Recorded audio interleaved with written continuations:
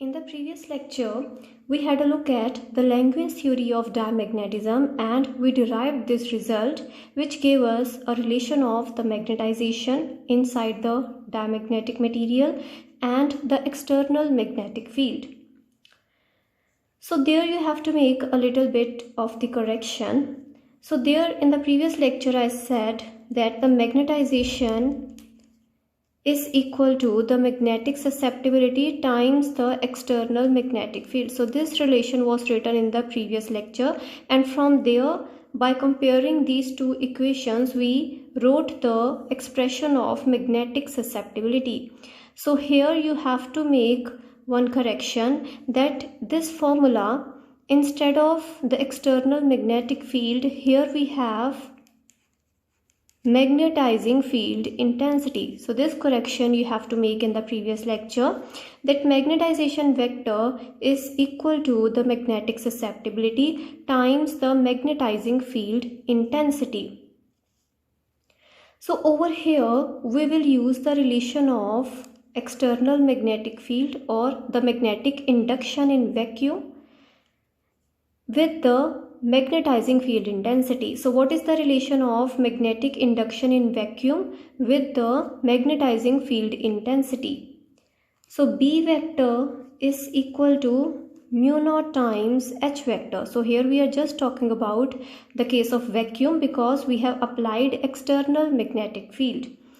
So this external magnetic field will be equal to mu naught times the magnetizing field intensity. So here we will use this relation and we will get the magnetization vector is equal to negative of n capital Z E square R square divided by 4m times B vector, and B vector is equal to mu naught times H vector.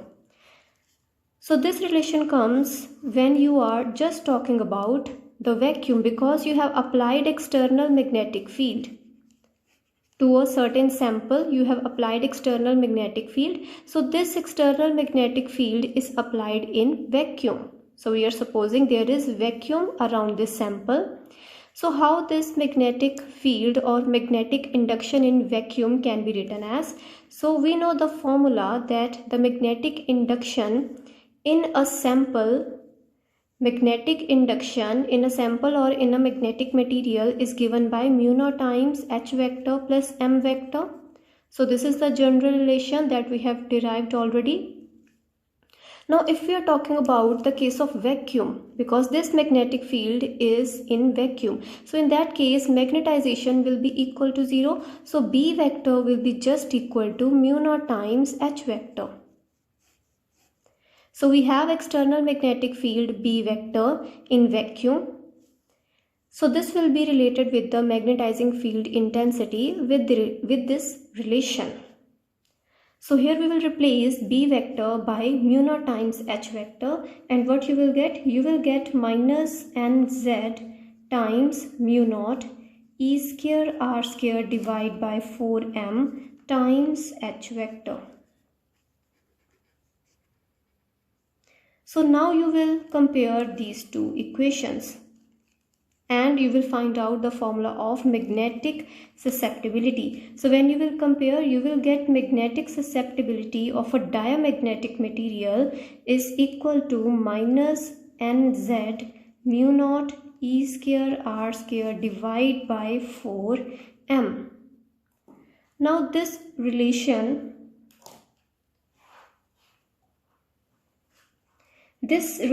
of M vector and H vector, this equation shows us that the intensity of magnetization or just the magnetization vector produced in the sample is directly proportional to the magnetizing field intensity. So M vector is directly proportional to H vector, and another thing that you conclude is, so first thing is that M vector is directly proportional to H vector, and another thing that you can conclude is that the intensity of magnetization is opposite to that of the magnetizing field intensity. So here you have a negative sign. So this negative sign shows us that M vector and H vector are always pointed in opposite directions. So M vector is opposite to that of H vector. So these are the two conclusions that we can derive from this equation. Now magnetic susceptibility for a diamagnetic material has come out to be equal to this expression. So this is the magnetic susceptibility of a diamagnetic substance. So you can see that the magnetic susceptibility is always negative for a diamagnetic substance. So here you have a negative sign, means the magnetic susceptibility is always negative and it is independent of temperature. So there is no temperature term over here. So you can say that magnetic susceptibility of a diamagnetic material is independent of temperature and is always negative. And this is only for the case of diamagnetic substances. So from this discussion, we can conclude that the cause of diamagnetism. What is the cause of diamagnetism? So Langevin's theory of diamagnetism tells us about the cause of diamagnetism.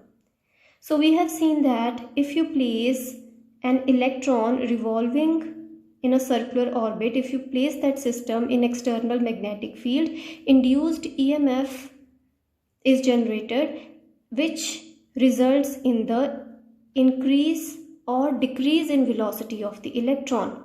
So that induced EMF causes the increase or decrease in velocity of the electron, and thus there is a change in magnetic dipole moment. So what is the cause of diamagnetism? So we can say that cause of diamagnetism is change in the orbital speed of the electron on the application of external magnetic field. So cause of diamagnetism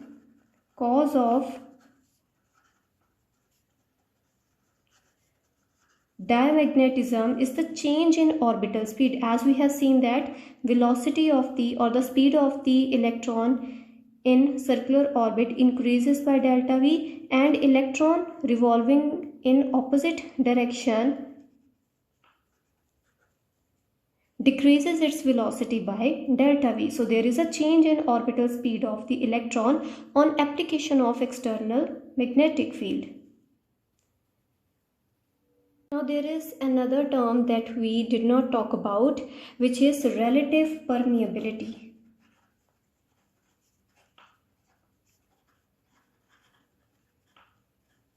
So up to this was the topic of Langevin's theory of diamagnetism. Now we are going to look at what is relative permeability of a magnetic substance. We have already derived the relation of permeability of a material. Permeability of a material comes out to be equal to mu naught times 1 plus magnetic susceptibility. So this was the relation we had derived. From here, we will take mu naught on the left hand side. So you will get mu divided by mu naught is equal to 1 plus magnetic susceptibility. Now this term on the left hand side, the permeability of the material divided by permeability of vacuum, this ratio is termed as relative permeability. And this is represented by mu r. So mu r will be equal to 1 plus magnetic susceptibility. So this relation is important for your numericals. Now the relative permeability is given by mu divided by mu naught. So you can clearly see that this is a dimensionless quantity.